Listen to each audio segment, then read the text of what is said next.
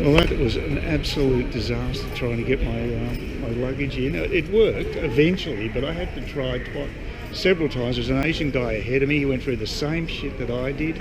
A woman told him which way to put the barcode, because you had to be in a certain place to use it. So it's just a disaster. It should be scrapped, that system. It obviously doesn't work, and it just frustrates the crap out of passengers.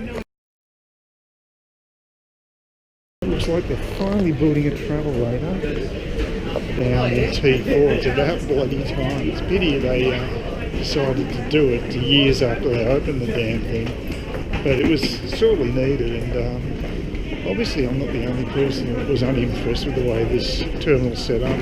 The other change is that the actual gate number was actually on the ticket, so most times it's 44. They just have to confirm that on the screen, and they did. It was exactly the same gate. So the only thing now they've got to fix is, I think they've got to scrap that system of having passengers put their luggage on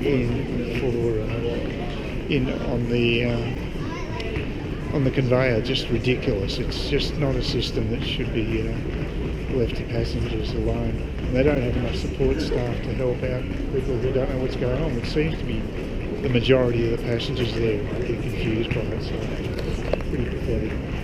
So they've finally seen the light and put travellators in here.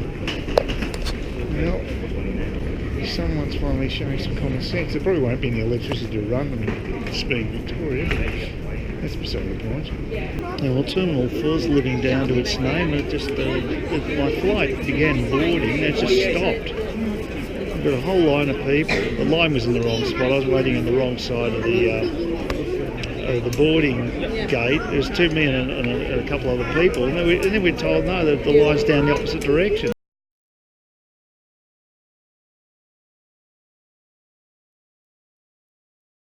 All right, well, I'm back in Cairns, and of course it's windy.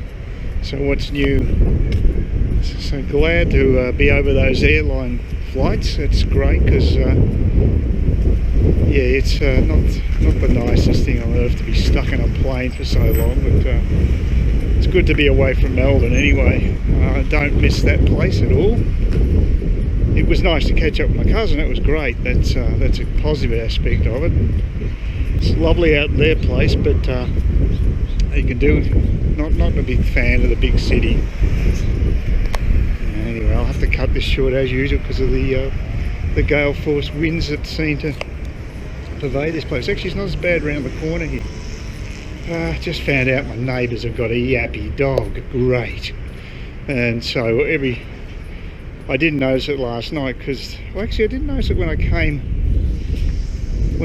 in, which was around 8:30 or so. They got in about 9:30, but the dog wasn't yapping then, but now it's yapping constantly.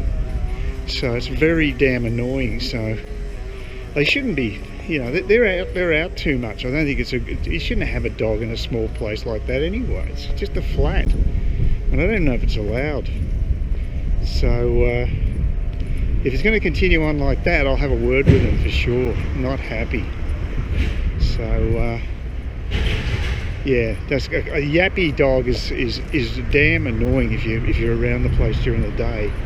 I mean, I won't be here for that long. I'm only going to be going till the 26th, and I'll be heading off again to Vietnam, which will be great.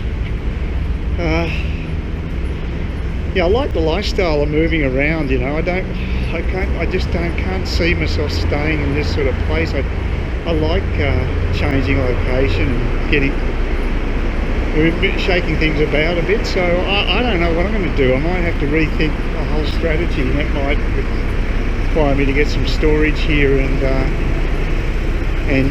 rent out the place. But I won't be able to do it this time anyway. It's a bad time of the year to get people to rent. So we'll see how it goes. I was able to get my NBN plan ramped up straight away. It's automatic, thank God. So it was actually done last night. They switched it back to the fast plan, so I paid the $69 a month for that. But when I'm on the other plan, it's only about $39, and of course I'm not here, so I don't give a damn, and it's very restricted on bandwidth and everything. But I'll only want the fast one while I'm actually in town. And why pay for something you're not using? So it's good you can do that automatically, switch from one plan to another, because it's about half the price when I go down to the low plan. So definitely a good money saver. So I'm going to be away for a while, and why pay double what you need to? Why pay a full rate when you're in OS? It's crazy. So it's good. But just going to head off and get some food. I haven't got any greens. I had my coffee, which was nice, but definitely need some greens and some cheese, just virtually everything. Actually got to start from scratch again, get the old larder full. But it'd be good to have the spinach again. Hopefully there's some fish on, canned fish on special. Fingers crossed on that one. It's pretty overcast today, but it was very overcast when I left Saigon. It was really a very ordinary day, totally grey skies. So this is actually relatively, it's a relatively good day compared to what I left in Saigon. Wasn't a nice day at all, and I think it was drizzling in Singapore as well. Melbourne had sensational weather. I mean, what a joke that is. Of all places, I had a dream run with weather-wise in Melbourne. It was 28 degrees the first day I was there on the Tuesday, and 32 degrees on Wednesday. So it was just really nice weather. And of course, it was a total cock-up with Jetstar, with T4. It's a shocking terminal. I just hate that place. It's actually slightly better than what it was, I've got to say, and they are actually installing travellators. So I'm not the only one that was concerned with the ridiculously long walk without assistance to the gates. The improvements are they actually do at least put the gate number on the actual ticket, but you still have to have it confirmed before the flight, because they might change it, but at least you've got some idea where you're going to be leaving from, and that's a good move. But on the downside, when you get to the gate, it's total chaos. I was standing in the wrong direction. There was no indication where the actual line to board was. And there's a woman next to me who was in exactly the same boat as me. She had no idea where. Eventually, one of the Jetstar, she asked the Jetstar woman, they could see we were standing there. They could have said something to us, but they decided to say nothing, to give no information. And it also, the boarding was delayed. And again, no explanation whatsoever from Jetstar. When you get on board, the pilot said something, but the actual staff are useless. They don't seem to want to inform people. And I mean, like I said, that woman could have told us that we were in the wrong place to queue, but she didn't bother saying anything. It's just pathetic.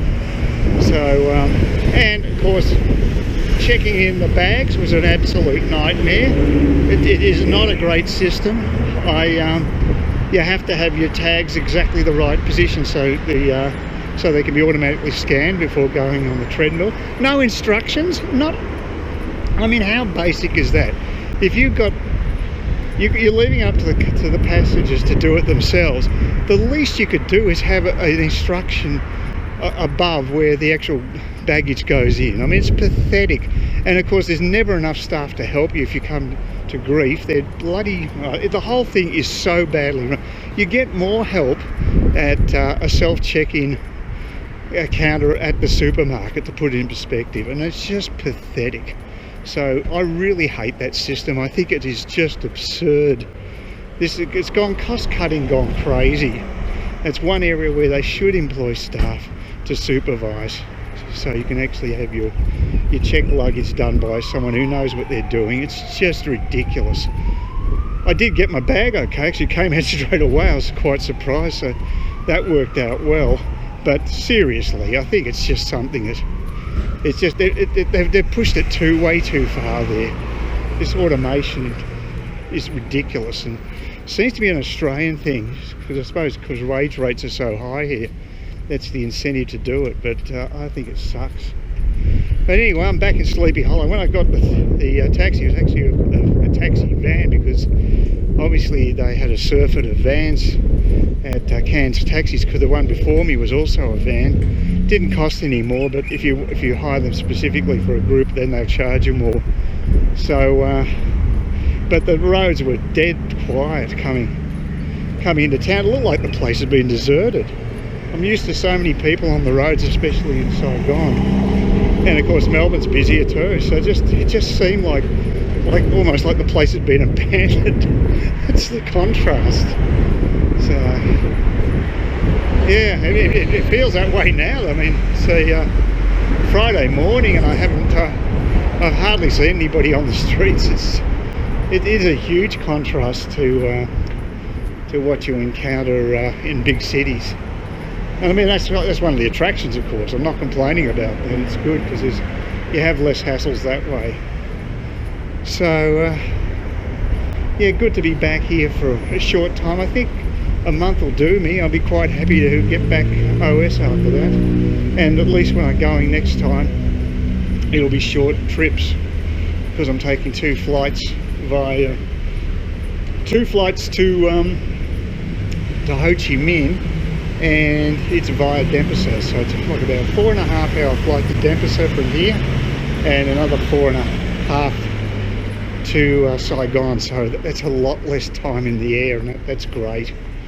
I mean, there'll be crappy planes and probably crazy passengers, but at least it's a shorter duration. I do have to go through Denpasar, which is not a nice airport, but at least I won't have the hassles I have with Singapore with the thumb identification, which never works. Not that they're pretty efficient at handling it, because it doesn't work so often. I mean, every time I've gone through, there's been someone else that's actually had to do the same thing. So the system's hardly foolproof. But I mean, Changi is a good airport, but that is one hassle I won't have to put up with.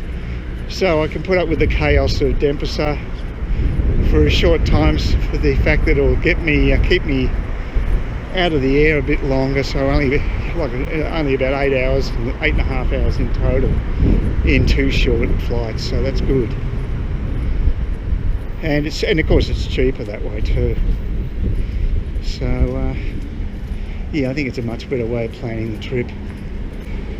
It sort of annoys me having to go backwards for 3 hours down to Melbourne or Sydney to get to the place where I want to go. It's crazy.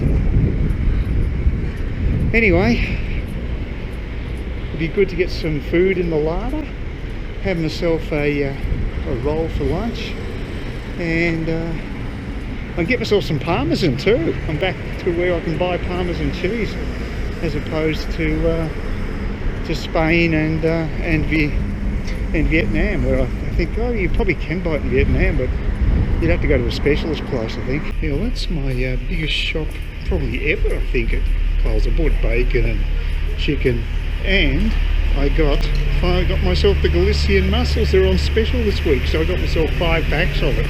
They're $3 a pop, so that sort of inflated things too. But that was a very successful shopping expedition. The only thing I didn't get was salmon on special. Still $11 a can. It will come on special at some stage, hopefully before I go back OS. Okay, the concert's definitely coming from the showgrounds again. So you can hear them doing their tuning up and crap from there. So yeah, it's going to be one of those days. My luck. The weekend I come back, there's a damn rock concert on. There's quite a few concerts there. They seem to be ramping it up a bit, although there's some dispute about about having a lease on that property anyway. It's supposed to be too expensive or something, and it may fall into disuse. So maybe this could be the last hurrah for it.